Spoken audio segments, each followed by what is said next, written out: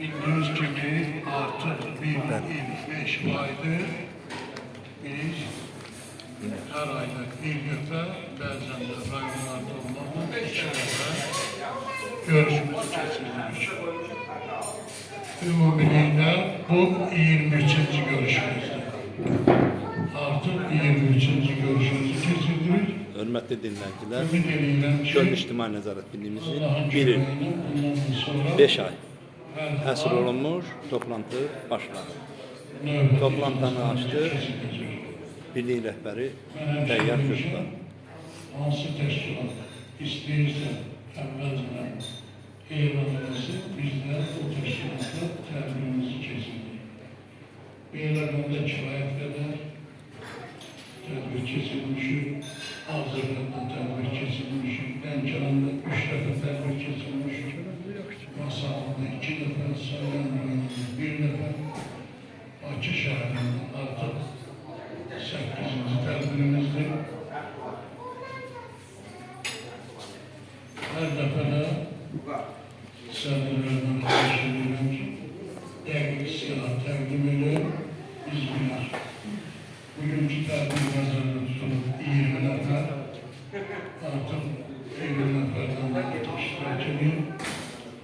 Ona görə də hesab edirəm ki, tədbirimiz baş tutmuş hesab olunur. Görəcəyimiz işlər qarşıda çoxdur. Gördüyümüz işlər barədə də demək olar ki, hər gün sədrlər qrupunda, ümumi qrupda, idarə heyətində məsələ müzakirə edirik. Bir çox üzvlərimiz gəlib, baxıb, gedir. Bir çoxları artıq 17 ayda Könüllü İctimai Nəzarət Birliyində fəaliyyət göstərir. Ondan əvvəl də yeni İctimai Nəzarət Şurasında fəaliyyət göstərmişik. Məlum səbəblərdən həmin təşkilat 3 yerə parçalanıb. 3 yerə parçalanıb, biz öz yolumuza 17 Mart'dan bugüne kadar devam ediyoruz.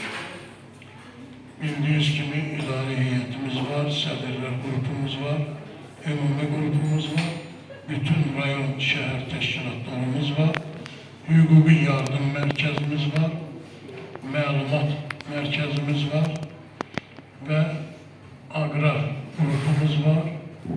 Diğer gruplar da lazım olduğunda yaradacak. Kadınlar Şurası yaratmıştır, biliyorsunuz, Təhsil Şurası yaratmıştır.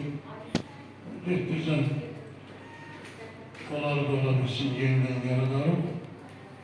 Bu günləri sizin iştirakınızla Məlahət Hanımı təhsil məsələləri üzrə sədr müavini vəzifəsini elan edirəm.